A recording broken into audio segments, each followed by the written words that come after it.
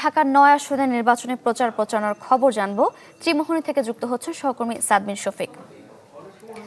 সাদ, একেবারেই তো শেষ সময় বলা যায়, আজকের দিনটি পুরোপুরিভাবে পাওয়া যাবে নির্বাচনী প্রচারণায়। সেই শেষ সময়ের গণসংযোগ কেমন দেখছেন এবং আইন শৃঙ্খলা পরিস্থিতি নিয়েও আমাদের জানাবেন।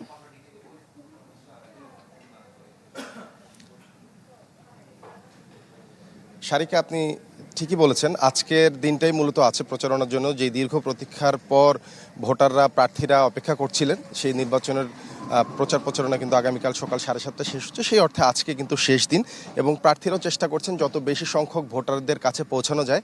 আমি এখন যে এলাকায় আছি একটু দেখাই আপনাদের। আমি আছি রাজধানীর খিলগাঁওয়ের একটা বর্ধিত অংশ, এটা ত্রিমোহনীর পাশে এবং আপনি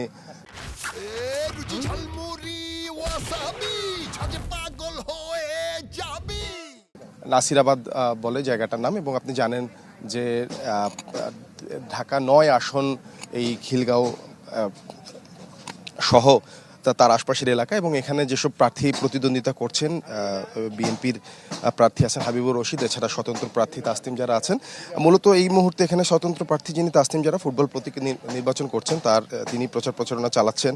যেহেতু এটা তুলনামূলক ঢাকা শহরের অন্য এলাকা থেকে মানুষজন একটু কম, ইনি ঘুরে ঘুরে কথা বলছেন। আমি প্রার্থীর সাথে একটু কথা বলতে চাচ্ছি। খুবই শেষ পর্যায়ে প্রচারণা, আপনারা ঘুরে ঘুরে বিভিন্ন এলাকা কভার করেছেন, কিরকম সাড়া পেয়েছেন এবং কতটুকু আশাবাদী আর দুদিন পরে নির্বাচন?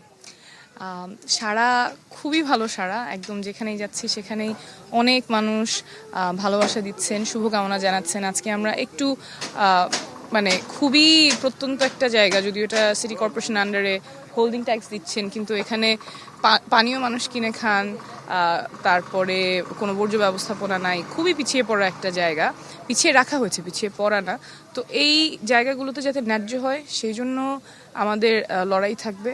আমাদের সম্ভাবনা নিয়ে খুবই আশাবাদী, কারণ সবাই অনেক অনেক শুভকামনা জানাচ্ছেন। ধন্যবাদ। শারিকা, কথা বলছিলাম প্রার্থী তাসনিম জারার সাথে, এবং আজকে দিনভর এর আশপাশে বিভিন্ন এলাকায় প্রচার প্রচারণা চলবে এবং সময় আজকে শেষ। সারা দিনভরে বিভিন্ন জায়গায় প্রচারণায় ব্যস্ত সময় পার করছেন প্রার্থীরা। স্যার, ধন্যবাদ আপনাকে। দর্শক, ঢাকা ৯ আসনের নির্বাচনী প্রচার প্রচারণার খবর জানছিলাম।